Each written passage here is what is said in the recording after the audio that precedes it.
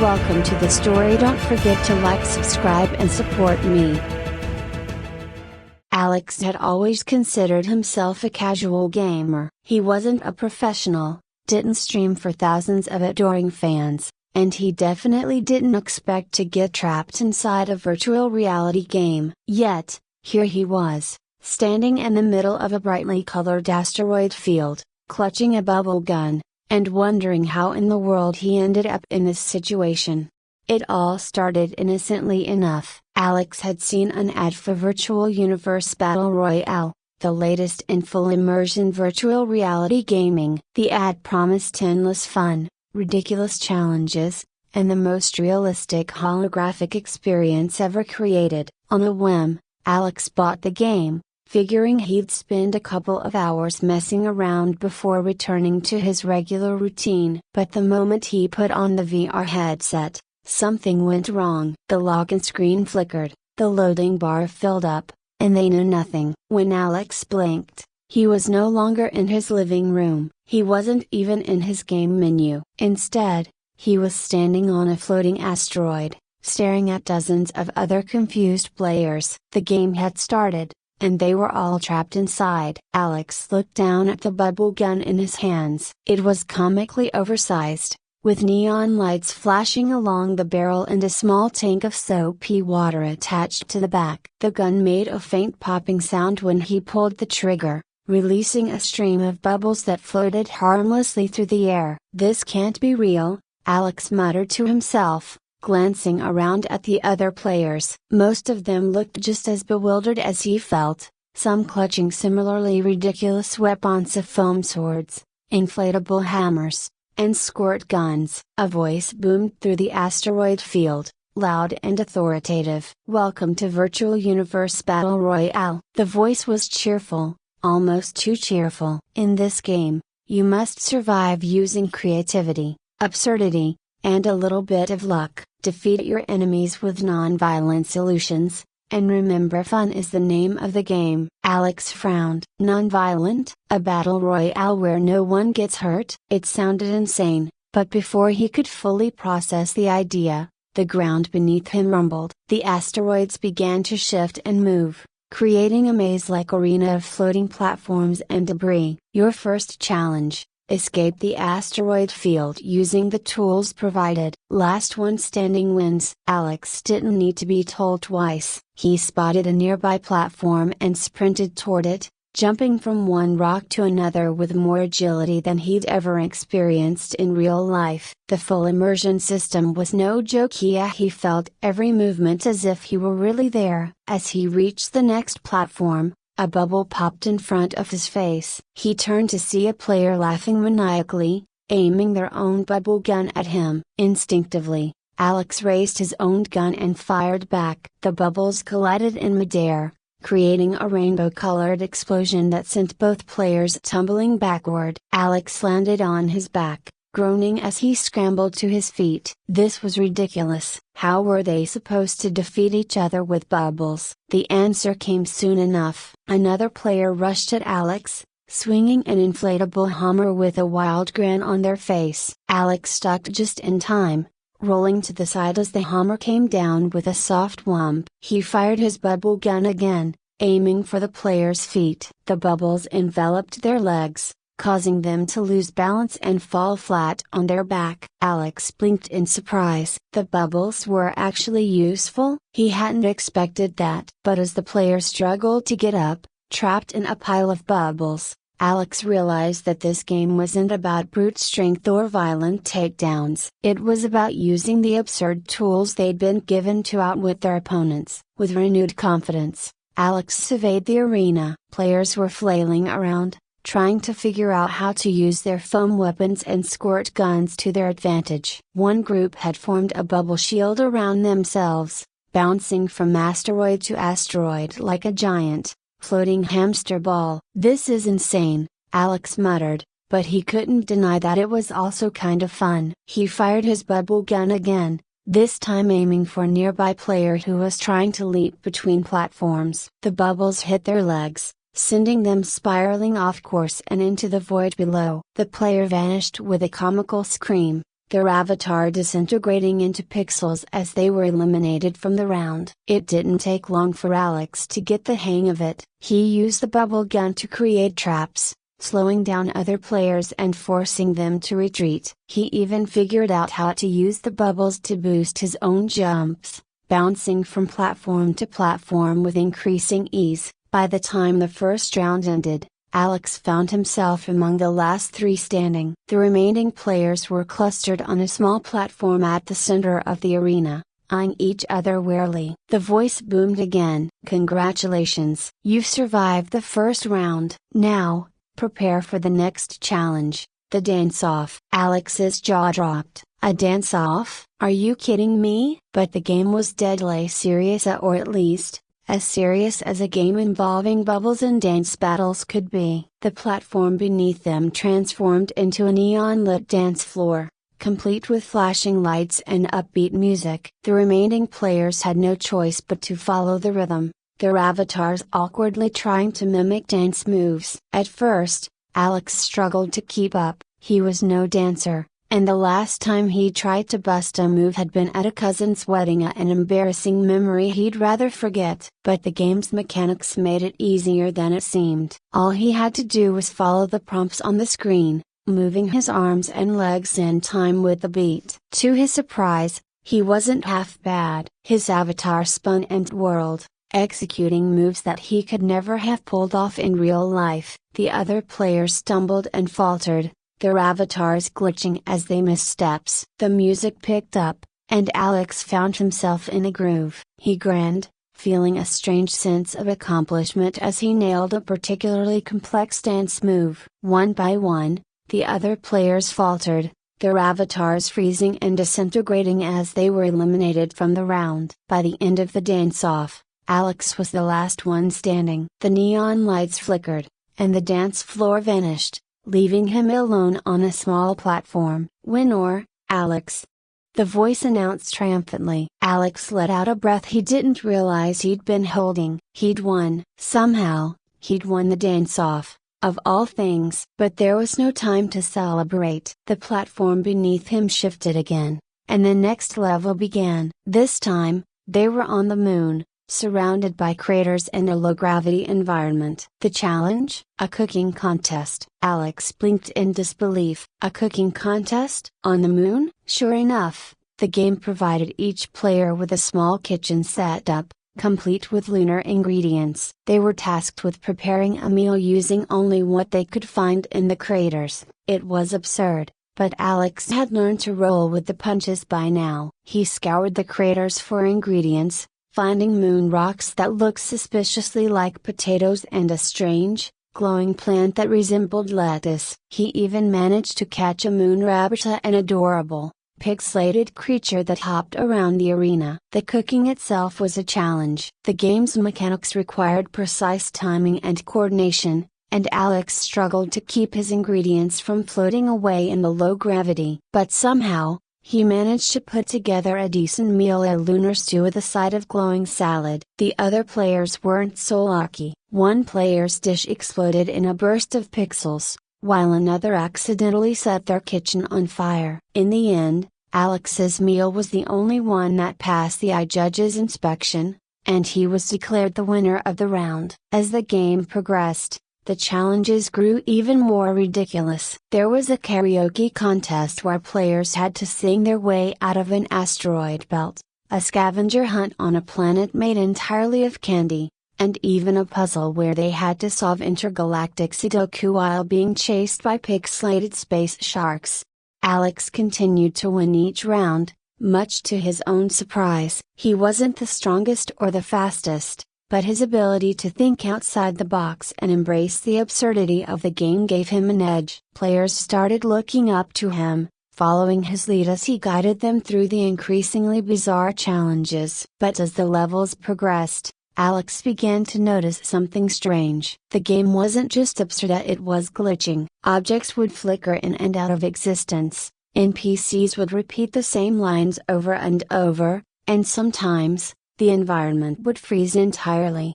Alex shrugged it off at first, assuming it was just part of the game's chaotic nature. But then, During one particularly intense round at an obstacle course involving hoverboards and a karaoke machine, Alex noticed an NPC behaving strangely.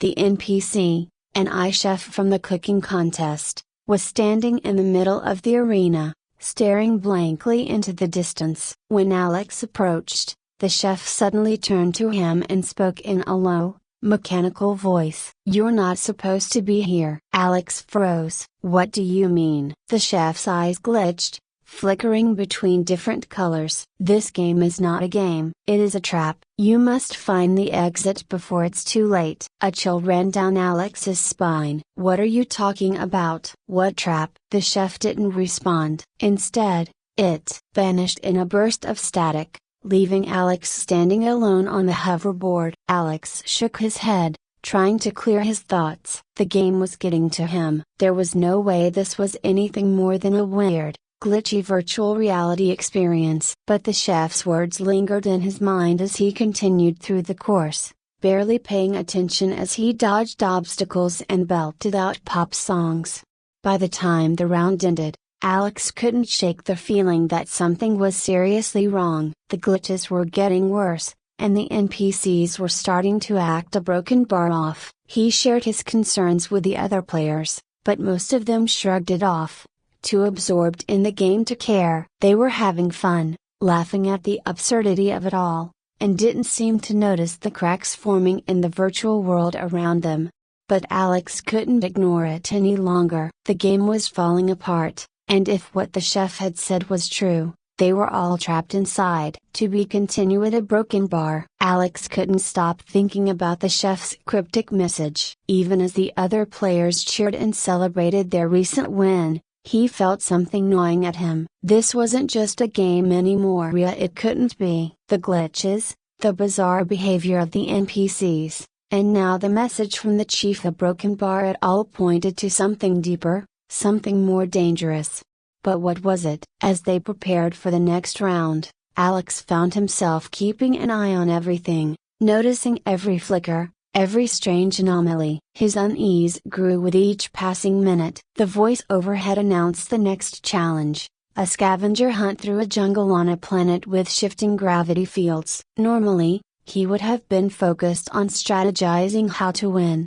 But now his mind was elsewhere. The game's environment changed around them, the floor beneath their feet giving way to dense, green foliage. Huge trees loomed overhead, their branches twisting in impossible directions as the gravity shifted randomly, causing the players to float, sink, and drift unpredictably. The others laughed as they tried to navigate the strange physics, but Alex was tense. He knew the pattern now. At the stranger the level, the more unstable the game seemed to become. Alex moved cautiously through the jungle, gathering the strange fruit and glowing plants they were supposed to collect for the scavenger hunt. But every few steps, he stopped to look around, searching for any signs of the NPCs acting weird or the environment glitching. His bubble gun was still at his side, but it felt useless in the face of what was happening. Then he saw it again, another NPC. A jungle guide, standing perfectly still in the middle of the trees. Like the chef, it wasn't moving or interacting with the players. Its eyes were blank, and its mouth hung open as if frozen mid-sentence. "You must leave," the guide suddenly whispered, its voice distorted and low. Alex's heart raced as he approached cautiously. "What do you mean?" he asked, his voice barely above a whisper. "You're not supposed to be here," the NPC repeated, just like the chef. "This game is a trap. There is no end. You have to break free." Before Alex could ask another question, the NPC glitched, its body flickering before vanishing entirely. He stood there, rooted to the spot, trying to process what he'd just heard. No end, no way out? That couldn't be right, could it? His thoughts were interrupted by one of the other players calling out to him. "Alex, come on, man, we're winning this thing." Alex forced himself to move, shaking off the encounter as best as he could. He rejoined the others, but his focus was shot. While they laughed and competed, he was scanning the jungle for more clues. More signs that something was wrong, and the signs were everywhere. The trees would flicker, their leaves pixelating for a moment before snapping back into focus. The gravity shifts became more erratic, throwing players off course without warning. And the NPCs, those few that remained, were glitching more frequently, their voices growing more distorted and their actions more nonsensical. It wasn't just a game malfunction. It felt deliberate. Some mania or something else was keeping them here. By the time the round ended, Alex was more certain than ever that they needed to find a way out. But how? The game's structure was tight, designed to keep players moving from one ridiculous challenge to the next without pause. There was no obvious exit. And with each passing round, the players were becoming more absorbed in the game, laughing at the absurdity without questioning what was really happening. Alex couldn't let it continue. He had to find a way to break the cycle. As the game transitioned to the next round at an intergalactic talent show where players had to impress alien judges, Alex pulled aside one of the more level-headed players, a woman named Cassie who had been winning rounds alongside him. "Cassie, something's wrong," Alex said urgently. "This isn't just a game. We're trapped here." Cassie frowned, clearly confused. "What do you mean? We're just playing, right?" "No," Alex said, shaking his head. "The NPCs broken bar, they're glitching. They're trying to tell us something. I've seen to now they said this game is a trap. There's no end to it." Cassie stared at him, her expression shifting from confusion to concern. "Are you serious?" "Yes," Alex replied. "Think about it. Haven't you noticed how weird things are getting? The glitches, the way the levels are falling apart? Something's wrong." Cassie hesitated, glancing around at the other players who were already preparing for the talent show. "So what do we do? How do we get out?" "I don't know yet," Alex admitted. "But we need to start looking for a way. The next time something glitches, we need to pay attention. There has to be a weak spot somewhere. Something we can exploit to escape." Cassie nodded slowly, her eyes narrowing with determination. "Okay, I'm with you." With an ally by his side, Alex felt a surge of confidence. They were going to figure this out. They had to. The talent show began, with players taking turns performing increasingly ridiculous acts to entertain the alien judges. Alex and Cassie played along, but their minds were elsewhere, scanning the environment for any signs of instability. Then it happened. In the middle of the competition, as one of the players was juggling a series of glowing orbs, the entire arena flickered. The lights dimmed, the alien judges froze in place, and the background music warped into a distorted drone. For a brief moment, everything felt wrong. Alex didn't hesitate. "Now," he whispered to Cassie, "we need to move." The two of them slipped away from the stage, making their way to the edge of the arena. As the glitch intensified, the boundaries of the game seemed to blur, and Alex could see a faint shimmer in the air like a crack in the virtual reality environment.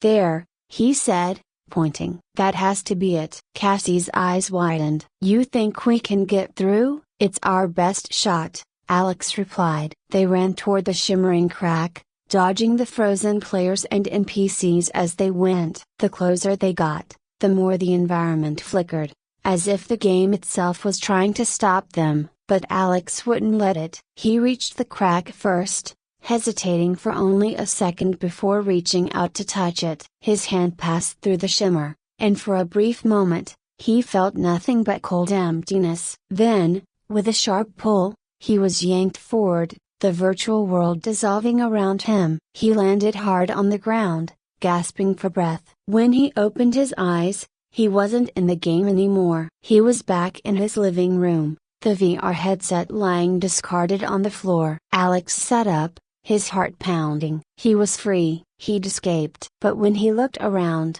something felt off. His apartment was just as he left it, but there was a strange sense of unease in the air, as if the game hadn't fully let go. A message flashed on his screen, catching his eye. "Congratulations, Alex. You've completed Virtual Universe Battle Royale. But remember, there's always another round waiting for you. We'll be back." The message disappeared as quickly as it had come, leaving Alex sitting in stunned silence. He'd won the game, he was free. But the nagging feeling in the back of his mind told him that it wasn't truly over, and deep down, Alex knew it never would be.